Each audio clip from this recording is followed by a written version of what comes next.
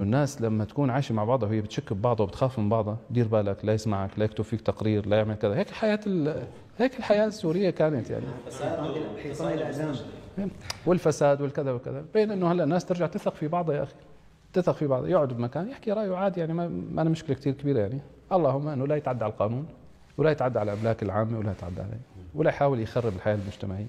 أقول اليوم في توافق مجتمعي كثير كبير بسوريا، قابل انه يصنع منه حياه جديده غير التي لم يجربها الناس من 50 سنه في سوريا. لأول مرة صح؟ اول مره راح يجربوها، انه يحسنوا يعيشوا مع بعضهم بحب يعني. هلا نحن انا اول شيء يعني شوف قلت نحن اثناء المعركه كنا عم نطرح العفو. نعم. والعفو هذا ساعد بشكل كثير كبير على انه الناس يعني تتعب، فما معقول بعد ما انتصر روح اسحب الناس من بيوتها واقول لهم تعالوا بدي احاسبكم، لانه كمان عندي مصداقيه انا.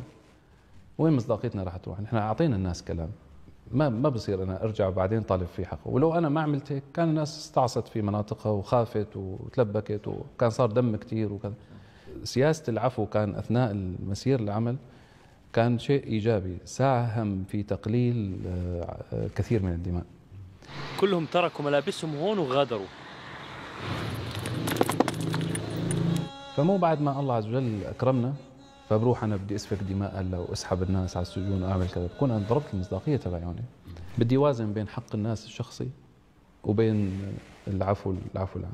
العفو العام يجب ان يشمل. اليوم الحمد لله الله عز وجل يعني اعطانا نصر باقل الكلف، ودائما بقول لك اعظم النصر، لانه احيانا لو انا هلا منتصر ودمشق مهدمه بصراحه ما بستفيد شيء.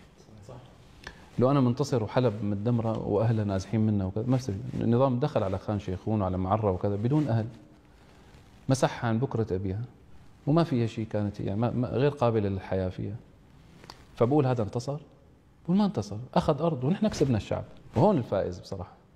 هون منتصر انه انت تحقق انتصارات كبيره باقل الخسائر. فما معقول نحن نكون عم نخدع الناس يعني، بعد ما نعلن عن عفو بعدين نروح نحاسبهم. هذا اول شيء بده يكون فيه، ونراعي انه الله عز وجل اكرمنا هذا الكرم، ولازم نحافظ على الخلفيه الاخلاقيه لنا، اذا اعطينا كلام لازم نوفي فيه. الشيء الثالث انه نحن لازم يكون عندنا اولويات في بناء الدوله القادمه. شو الاولويات؟ الاولويه انه نحن نبني مؤسسات تحقق يعني مستوى جيد من العداله بين الناس، صحيح؟ وتمنع تكرار ما حدث في المستقبل. لازم نبني دولة بناء صحيح يعني. فالبناء هذا إذا كان بيشوش عليه المطالبة في حقوق شخصية، بقول البناء أولى من الحقوق الشخصية. خلي الناس يا أخي ترجع تعيش شوي، تبني مع بعضها، نغلب حالة التسامح. إلا اللهم مع الناس اللي كان عندهم جرائم ممنهجة، يعني جريمة منظمة، فات عمل مجزرة بالحولة، فات عمل مجزرة بالكذا، اعتدى كذا، اغتصب نسوان، عذب ناس بالسجن، عمل كذا. هدول نحن استثنيناهم، اساسا هدول ما راحوا على بيوتهم. يعني هدول ما قبلوا العفو، هذا يعني نحن وصلنا لعنده هرب. صح، هرب. ايه، فهذا هو ما استجاب لحاله العفو يعني. فلذلك انا استثنيته، وانا هيك ما اخلفت معه اخلاقيا ايضا. بس بقول باقي الناس مو كل واحد شاف الواحد بالطريق فبده يروح ياخذ حقه منه بايده. في محاكم، في قضاء، في قانون، في شكوى، في كذا. روح اخي انت، اذا هو كان ممن يشمله العفو اثناء الحرب، فبقول واجبنا الأخلاقي والديني والشرعي والمنطقي أنه يقول لا خلص هذا الحق يعني ذهب. واليوم الناس لما تقول أنتم ضيعتوا حقوقنا، بقول لك أنا جبت لك سوريا كلها، أنا رجعت لك أعظم حق. اليوم اسمنا دمشق صار، صح؟ اليوم صار يقول لك أنا سوريا تقول كذا وسوريا تقول كذا. اليوم اسمك دمشق، بتعرف شو معنى الكلمة؟ أنت أعدت تموضع يعني لبلد أزعج الناس يا أخي، أزعج العالم يعني. اليوم أنت رجعت أعدت أركان الحضارة هي وأعطيتها موقعها الاستراتيجي السياسي والاقتصادي والاجتماعي وكل شيء.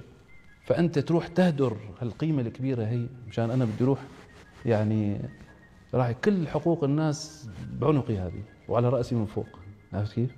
وحاشا لله أنه يوم من الأيام أنا تهربت من حق أحد يعني. عرفت كيف؟ حتى لو كان على نفسي أنا. بس إنه خلينا نعمل أولوياتنا بطريقة الدولة. اليوم